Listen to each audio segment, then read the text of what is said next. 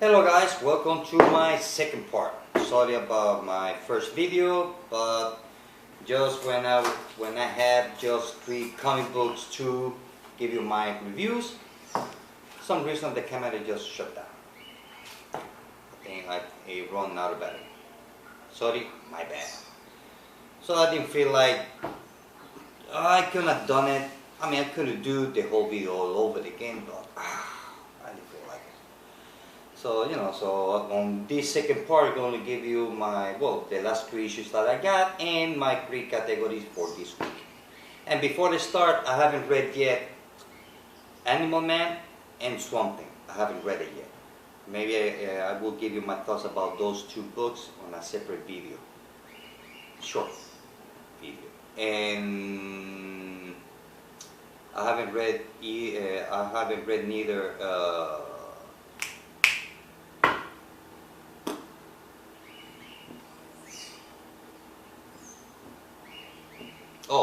Walking Dead. I haven't read Walking Dead yet. So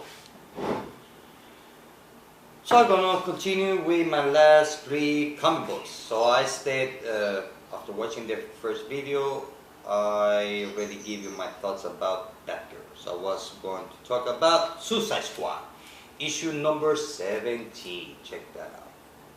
Awesome, huh? Well, basically this is the backstory of the origin of Red Orchid and the kid, I forgot his name, that he has the power to stretch himself, kind of like a Plastic Man from the Fantastic Four, or the Plastic Man from DC Universe. Same thing. So it is telling you the backstory of, because Black Orchid and the Plastic Kid, they are brothers. So the whole thing is their origin, how they got the power, and why and how was behind. And you get to find out who was Black Orchid, because they were after the Black Orchid. And they have to fight a bunch of guys, room after room, fight, till finally they get to the Crown Jewels, which is Black Orchid. And Black Orchid happens to be the Plastic Kid's sister. So it's not much to say about this story. I have to say that it was fun read. I really like it. It was a fun read. You know, the thing about Suicide Squad is more or less, excuse me, they are kind of like a version of Justice League. Kind of. In the sense that they are a team group. Okay, no wait, that's not coming out right. I'm sorry, it's Monday. Suicide Squad is what the name says, Suicide Squad. And it's a team that is formed by a bunch of bad guys. None of them are good guys. They're all bad guys. And they work for the government and they send that group to do missions that basically they send them to do suicide mission. So that's why they call it Suicide Squad. So it's a team group of bad guys working for the government against their will. And they don't like each other at all. They don't get along. And I like King Shark, because he doesn't talk, he just bites, eats, and rips everything apart. He's like the version of Hulk of the DC Universe on the DC. That's what King Shark reminds me of. He's kind of like the Hulk bot on the DC. Kind of like that. He doesn't talk too much. He just punch, kick, rips apart, and bites. And God, he likes to eat. He likes to eat a lot. It's a fun book. There are issues that just up and down. A lot of people don't like it because the way that they make Harley on that series, or at least on the New 52. But in my case, I don't remember anything about Harley at all. Maybe a little bit from back from the 90s. That's about it. But overall, it's a good book. It's like David Lee says one of his videos. By the way, you have to check his video. He do a lot of reviews and thoughts and stuff like that. His videos are pretty cool. Well, like David Lee says, this is Suicide Squad is one of those guilty pleasures. Well, I don't feel guilty at all. I don't feel guilty at all. But you know, it's a guilty pleasure. I really like it. So Suicide Squad, we give it 4 out of 5. You know, because it's a fun read. I mean, don't expect Justice League or anything like that because it's not. But as it is, it's good. Next one is Ardawi. This one is for you. Phantom Stranger issue number 5. Just awesome cover. Look at that cover. Well, Phantom Stranger is, well, we continue the story from issue number 4 that the Phantom Stranger is after searching for his family. That they got kidnapped by, that nobody knows who kidnapped them. So nobody knows nothing. So he's searching. He's in the bad mood and all that. So on this, what I like about this issue is that, first of all, it was good. I know that a lot of you don't like it. Maybe the way that they portray Phantom Stranger on the New 52. Maybe that's the reason a lot of you don't like it. But I'm gonna be honest. I had no knowledge about Phantom Stranger before the New 52 at all. So for me, I like it because it has that mystic thing. I mean, I don't know how to explain it. It just, I don't know. But anyway, so he's searching for his family and he bumps to, there's a big confrontation, not a big confrontation, yeah, kind of. You get to see a confrontation between Phantom Stranger and the Spectre. Now that was awesome. It was good. It was really good. And we get to see everything. Actually, everything is there. They just put everything there, poof, just like that. They just put everything there, and let's see what happens. Well, we got everything here. We got Phantom Stranger that is searching for his family, and then he confronts the Spectre, which the Spectre, he doesn't like Phantom Stranger because the Spectre says that the Phantom Stranger is responsible for the Spectre to come back from whatever he was. And then we get to see the guy that has no face. His name is The Question. And The Question, well, is just a question that he's a guy who like to do, or I like to make. Oh, actually he likes to ask a lot of questions because he's full of questions which that nobody can answer those questions, not even himself. So we got the guy whose name is Question, but he has no face. So, and then we got Phantom Stranger and the Spectre. And the best part of the book was I get to find out who's the talking dog. Finally, I get to find out who's the talking dog. And I was surprised when I found out who's the talking dog is. Because in the last 2 issues, there was like a mysterious talking dog, kind of like a small terrier, but he was just talking to the Phantom Stranger. So it was like, okay, who's that dog, or what it is, or where it comes from, or whatever. So here on issue number 5, I get to find out who the talking dog is. And to be honest with you, I was surprised. I was not expecting that. I thought it was going to be some other superhero or some other bad guy, but no. So the Spectre and the Phantom Stranger, they get a big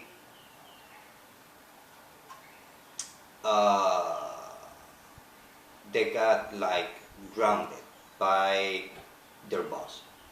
So their boss told them, Phantom Stranger and the Spectre, you two have to work things out.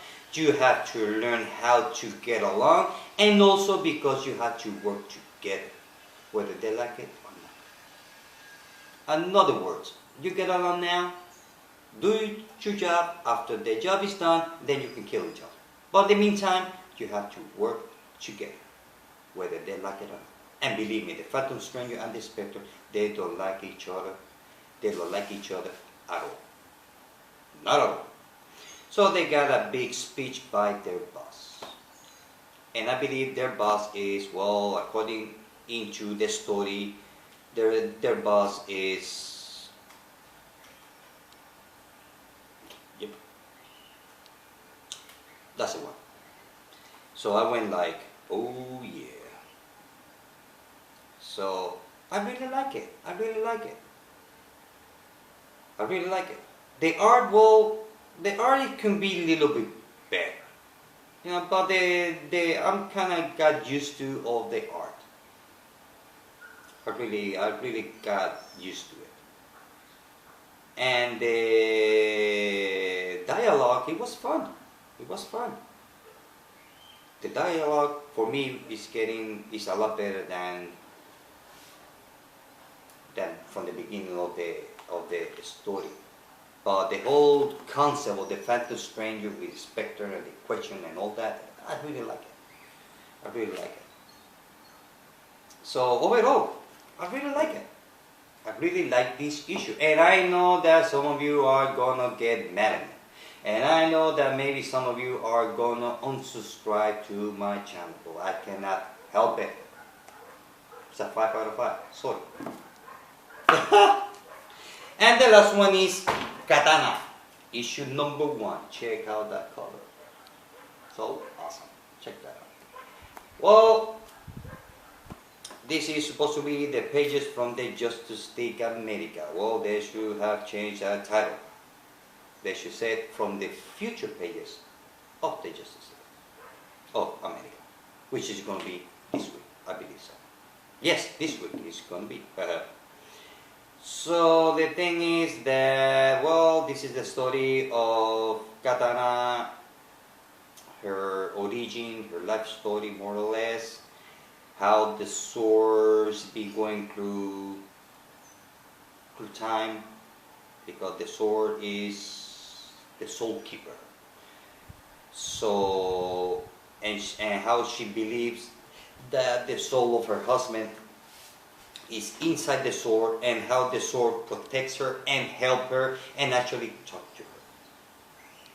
Actually, you get to see Katana asking and answering and acting and reacting by himself. It's kind of make you wonder whether if the sword is real. It makes me wonder if the sword is actually the soul taker and her husband's soul or spirit is inside the soul. So I cannot say if it is real or not, and that's what I like about the story. I did not have much of knowledge of Katana back in the 90s, because I mean, when I started reading comic books in the early 2000s, I think by 2000 or 2001, I think was a big change of the DC universe, which I missed it. I know. So, but I have to say that I really like the mystic of the sword, the secret of the sword. It's really nice. And also tells you that all that her suit, her earrings, necklace, the mask, every single item on her body is a weapon. That's what the story says. And the idea about the samurai, you know, kind of like martial arts stuff is really cool. So basically the story is about that. Her backstory and her lover, her husband, and all that. There's not much to say. But overall, I have to say that I really like it. I really like katana. I really like it. It's not the best, but it's not the bad. It's not the worst either. It's not the worst neither. So it did what it did for me. Well, it did what's supposed to do, is to enjoy the story, and I really enjoyed the story. So you're not reading katana. You want something different, because this is no Batman. She has no superpowers. So you want something different inside of the DC universe, katana might be your best choice.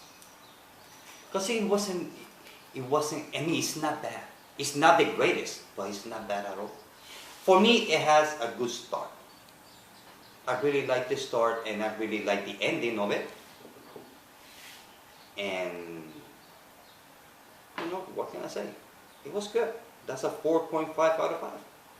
Nah, I would give it 5 out of 5. Because I really enjoy it. I really enjoy it. It's a 5 out of 5. I give it a 5 out of 5 because the way I felt about reading the story, I really like it. I was very entertained reading the story. And the art is really good. I mean, maybe on the first page or the second page, once you open it, you go like, okay. You just like, the way I felt was like, I don't know if I'm gonna like this art style. But after the third and fourth pages, you can see that the story fits with the art. But this is my case. For me, it fits. It feels comfortable. And the story has an easy flowing, you know, not all that back around, I mean, not all that back and forth and all over the place. And overall, it was good. I really like it. So that's a 5 out of 5. That's a 5 out of 5.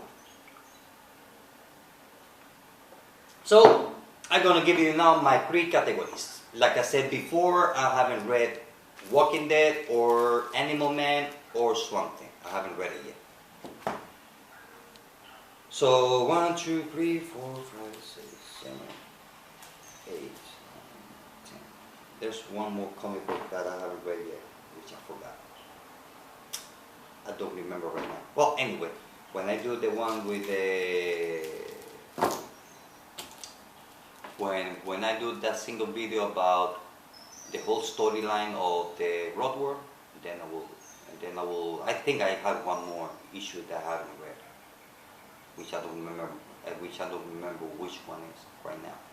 So when I do that Animal Man, Swamp Thing, Rodwell, that I give you my thoughts about it, which is going to be a short video, then you know, I will show it if I get to remember. So now goes the best cover. So I'm going to start with the best cover. No, yes, no. Okay, let me see the best 3 covers. Okay, let's see. Okay, I cannot help it. I like this one because it's just so awesome. Okay, well, the best cover goes to Phantom Stranger issue number 5. Now, the best story goes, I guess you all know which one I'm going to choose, is Batman 17. And the best color this goes to, I'm going to check this one. Oops, sorry. Let me check this one out, because I think this week is nice, a little bit tough. Is this one?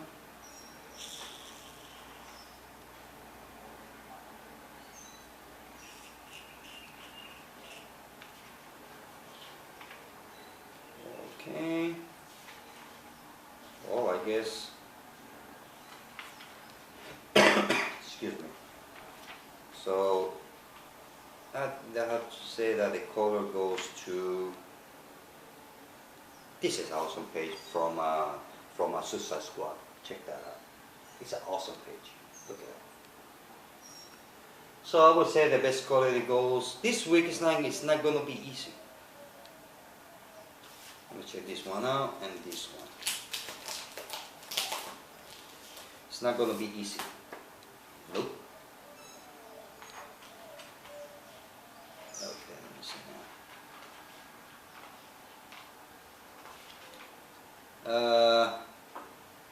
This is average. And let me check Katana. The color is go between these two so far.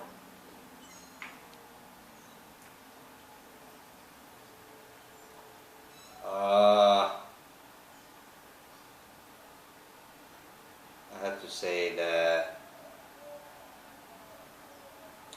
yep, best color it goes to this one because I really like the colors.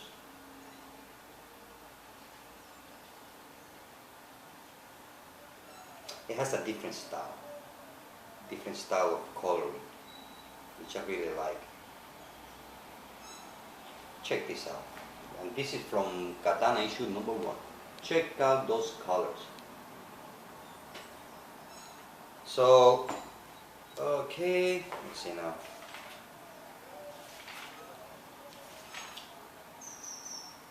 Oh yeah, the best color it goes to Katana issue number 1. I always choose Earth 2, but I have to admit that I like the style, the way that they use the colors on Katana issue number 1,